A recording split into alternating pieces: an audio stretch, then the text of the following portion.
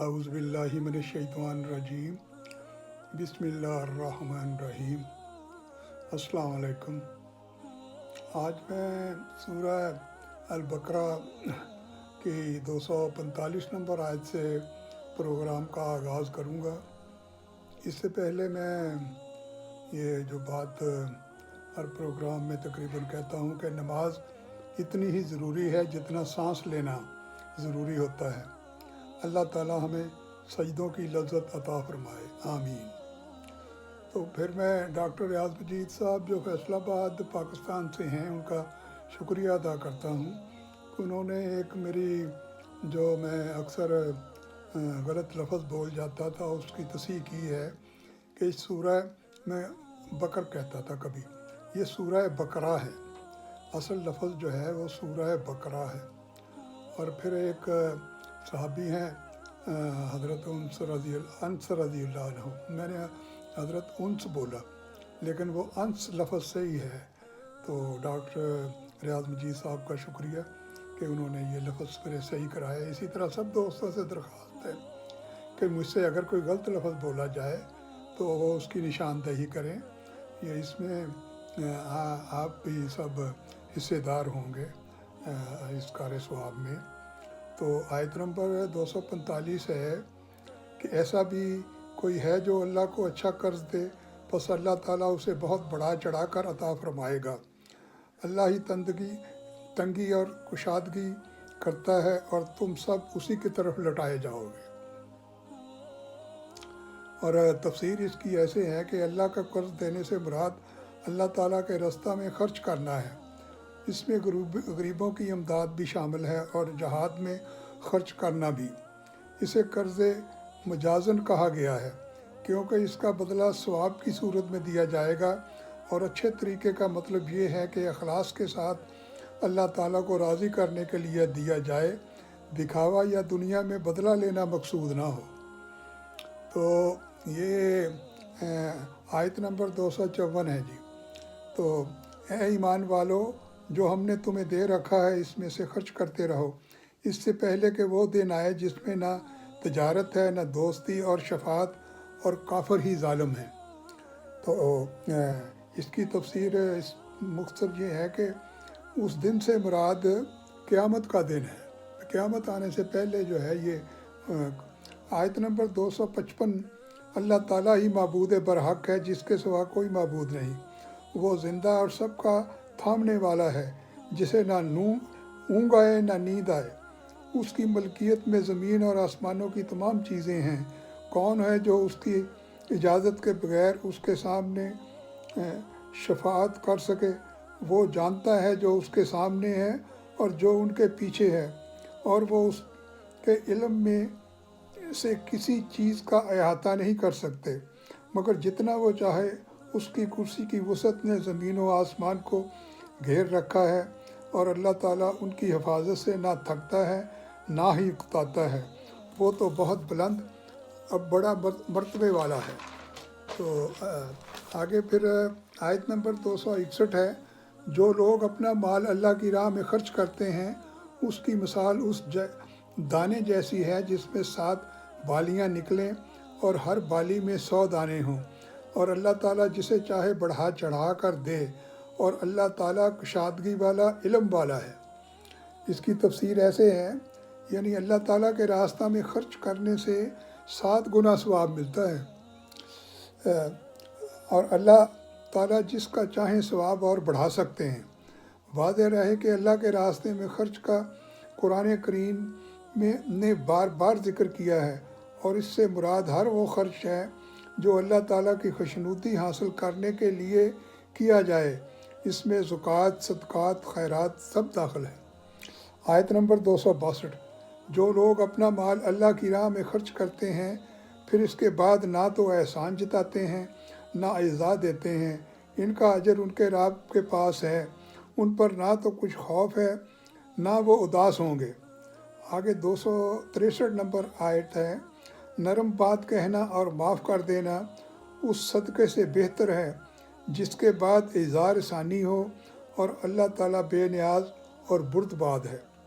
اس کی تفسیر یہ ہے کہ مطلب یہ ہے کہ اگر کوئی سائل کسی سے مانگے اور وہ کسی وجہ سے دے نہ سکتا ہو تو اس سے نرم الفاظ میں معذرت کر لینا، اور اگر وہ مانگنے پر ناروا اصرار کرے تو اس کی غلطی سے درگزر کرنا، اس سے کہیں بہتر ہے کہ انسان دے تو دے مگر بعد میں نہ احسان جتلائے یا اسے ذلیل کر کے تکلیف پہنچائے۔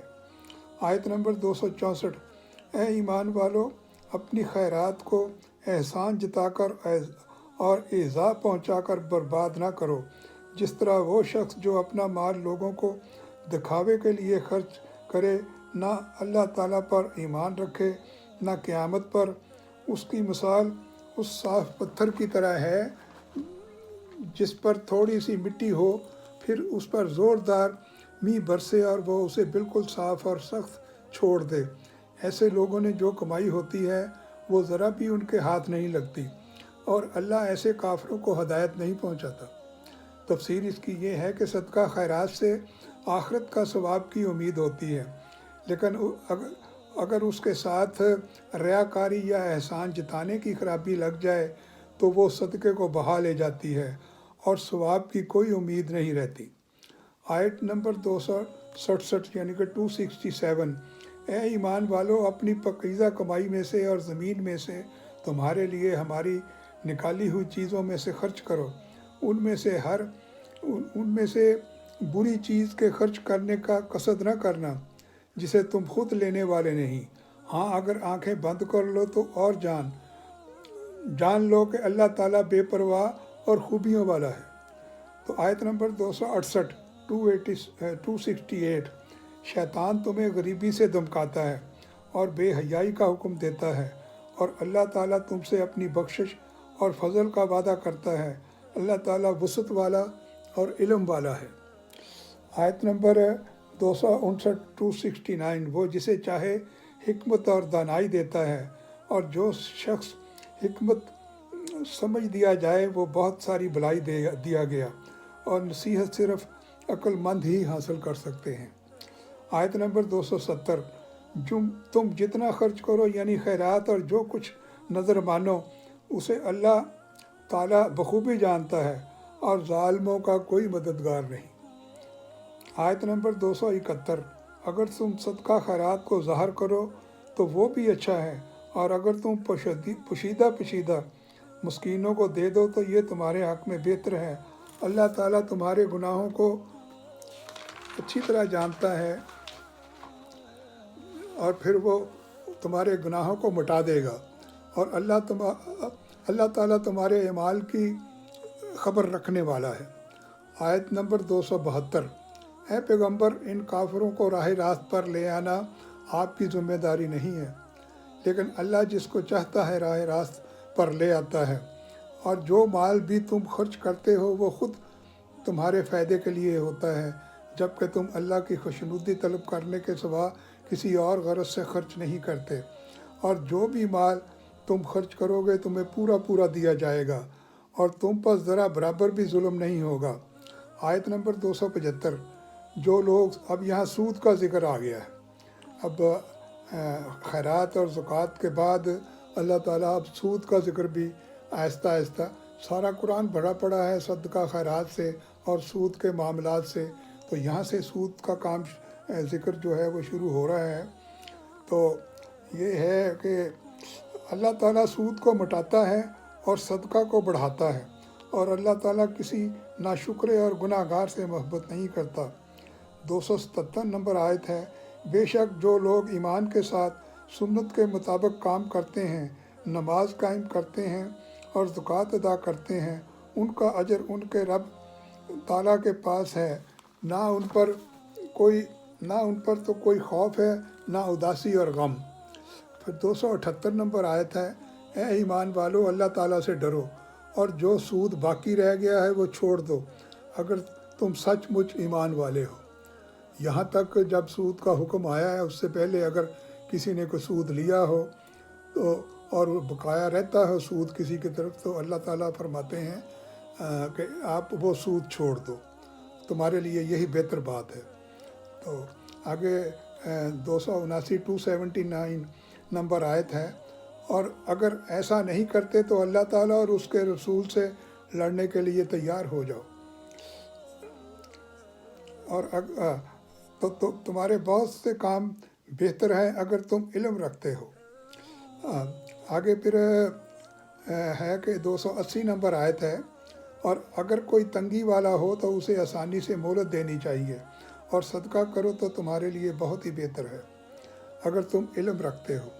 پھر 281 نمبر آیت ہے، اس دن سے ڈرو جس میں تم سب اللہ کی طرف لوٹائے جاؤ گے، اور ہر شخص کو اس کے اعمال کا پورا پورا بدلہ دیا جائے گا، ان پر ظلم نہیں کیا جائے گا۔ پھر 282 نمبر آیت ہے، ایمان والو جب تم آپس میں ایک دوسرے سے میعاد مقرر پر قرض کا معاملہ کرو تو اسے لکھ لیا کرو۔ اب یہاں پر قرض کے متعلق اللہ تعالیٰ نے قرآن پاک کے اندر اب بیان شروع کیا ہے کہ ایک دوسرے کو قرض دینا لینا، اس کے متعلق جو ہے وہ تفصیل یہاں پر سے کام شروع ہو گیا ہے، بات شروع ہو گئی ہے۔ تو اسے لکھ لیا کرو، اور لکھنے والے کو چاہیے کہ تمہارے آپس کا معاملہ عدل سے لکھے۔ کاتب کو چاہیے کہ لکھنے سے انکار نہ کرے جیسے اللہ تعالیٰ نے اس کو سکھایا ہے، بس اسے بھی لکھ دینا چاہیے، اور جس کے ذمے حق ہو وہ لکھوانے اور اپنے اللہ تعالیٰ سے ڈرے جو اس کا رب ہے، اور حق میں سے کچھ گھٹائے نہیں۔ ہاں، جس شخص کے ذمے حق ہے وہ اگر نادان ہو یا کمزور ہو یا لکھوانے کی طاقت نہ رکھتا ہو تو اس کا سرپرست انصاف کے ساتھ لکھوائے، اور اپنے میں سے 2 مردوں کو گواہ بنا لو۔ ہاں، اگر 2 مرد موجود نہ ہوں تو 1 مرد اور 2 عورتیں گواہ بنا لو، تو جو تم پسند کرتے ہو، تاکہ اگر ان 2 عورتوں میں سے ایک بھول جائے تو دوسری اسے یاد دلا دے، اور جب گواہوں کو گواہی دینے کے لیے بلایا جائے تو وہ انکار نہ کریں، اور جو معاملہ میعاد سے وابستہ ہو چاہے وہ چھوٹا ہو یا بڑا ہو اسے لکھنے سے اکتاؤ نہیں۔ اللہ تعالیٰ کے نزدیک یہ بات بہت انصاف والی ہے کہ گواہی کو بھی درست رکھنے والی، شک و شبہ سے بھی زیادہ بچانے والی ہے۔ ہاں، یہ اور بات ہے کہ وہ معاملہ تجارت کی شکل میں ہو تو آپس میں تم لین دین کر رہے ہو تو تم پر اسے لکھنے میں کوئی گناہ نہیں۔ خرید و فروخت کے وقت بھی گواہ مقرر کر لیا کرو۔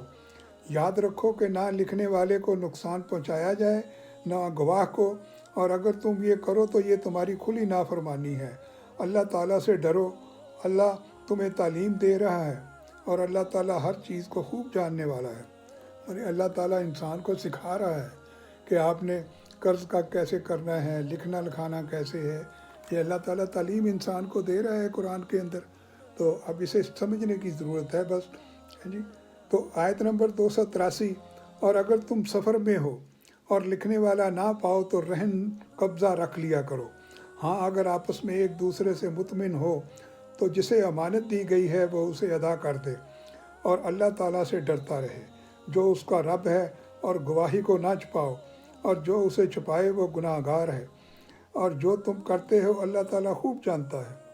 آگے 284 نمبر آیت ہے، آسمانوں اور زمین کی ہر چیز اللہ تعالیٰ کی ملکیت ہے، تمہارے دلوں میں جو کچھ ہے تم ظاہر کرو یا چھپاؤ اللہ تعالیٰ اس کا حساب تم سے لے گا، پھر جسے چاہے بخش دے اور جسے چاہے سزا دے، اللہ تعالیٰ ہر چیز پر قادر ہے۔ سبحان اللہ۔ اس کے لیے جو برائی وہ کرے وہ اس پر ہے۔ اے ہمارے رب، یہاں پر آ کر پھر یہ جو 286 نمبر آیت میں شروع کر رہا ہوں کہ اللہ تعالیٰ کسی جان کو اس کی طاقت سے زیادہ تکلیف نہیں دیتا، جو وہ نیکی کرے اس کے لیے اور جو برائی کرے وہ اس پر ہے۔ تو یہاں پر یہ سورہ بقر جو ہے اس کو ختم کیا جا رہا ہے، 286 آیتیں ہیں کل، اور آخر میں اللہ تعالیٰ انسان کی زبان سے دعاؤں کے جو الفاظ ہیں وہ بیان کر رہا ہے کہ اے ہمارے رب، اگر ہم بھول گئے ہوں یا خطا کی ہو تو ہمیں نہ پکڑنا، آمین۔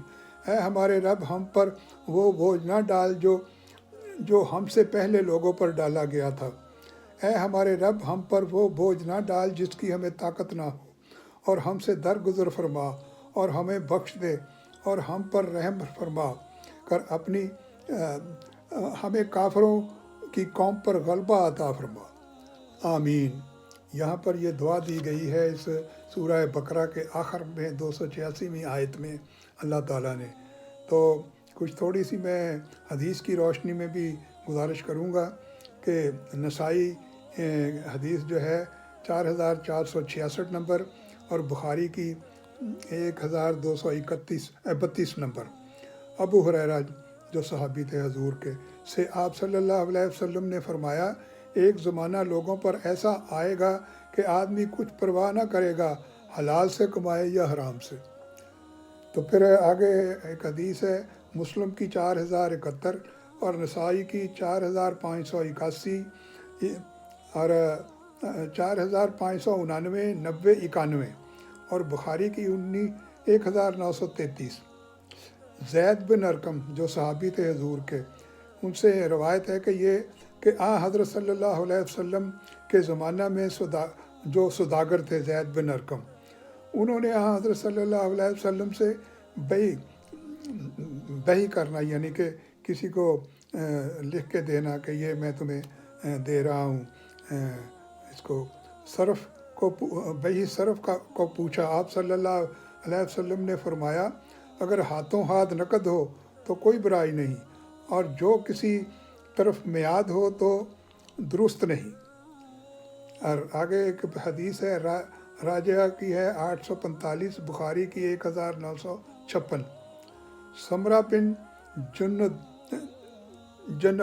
جندب یہ صحابی تھے رضی اللہ عنہ سے، انہوں نے کہا حضرت صلی اللہ علیہ وسلم نے فرمایا، آج رات کو میں نے خواب میں دیکھا 2 شخص جبرائیل میکائیل میرے پاس آئے اور مجھ کو ایک پاکیزہ زمین میں لے گئے، پھر ہم تینوں مل کر چلے، ایک خون کی ندی پر پہنچے، دیکھا تو اس میں ایک شخص جو ہے کھڑا ہے، اور نہر کے بیچ میں ایک شخص ہے جس کے سامنے پتھر رکھے ہوئے ہیں۔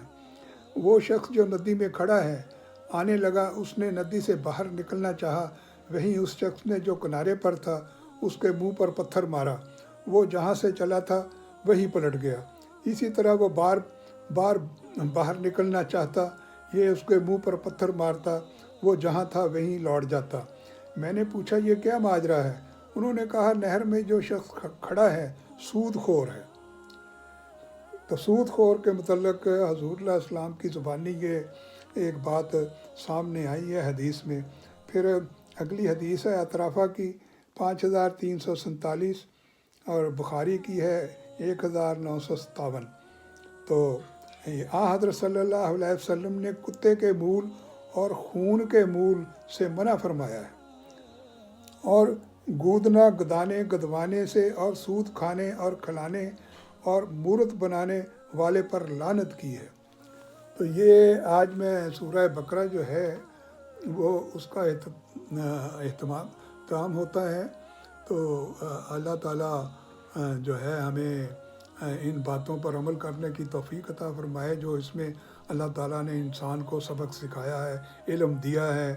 ساری باتیں آہستہ آہستہ آگے قرآن میں چل کر یہ صدقہ خیرات کا ذکر بھی بے شمار جگہ آئے گا، سود کا ذکر بھی بے شمار جگہ آئے گا، لیکن یہ ابتدائیہ طور پر اللہ تعالیٰ نے انسان کو یہ چیزیں سکھائی ہیں۔ آپ کو اگر یہ پروگرام میرا پسند آئے تو اس کو سنیے اور اس کو سبسکرائب کریں اور لائک کریں اور آگے شیئر کریں، کیونکہ یہ نیکی کی باتیں ہیں، اس کو پھیلانا تو کار ثواب ہے، آپ کو بھی اللہ تعالیٰ اس کا اجر دے گا۔ تو اس لیے میں اب آپ سے اجازت چاہوں گا۔ اللہ تعالیٰ آپ کا حامی و ناصر ہو۔ اللہ حافظ۔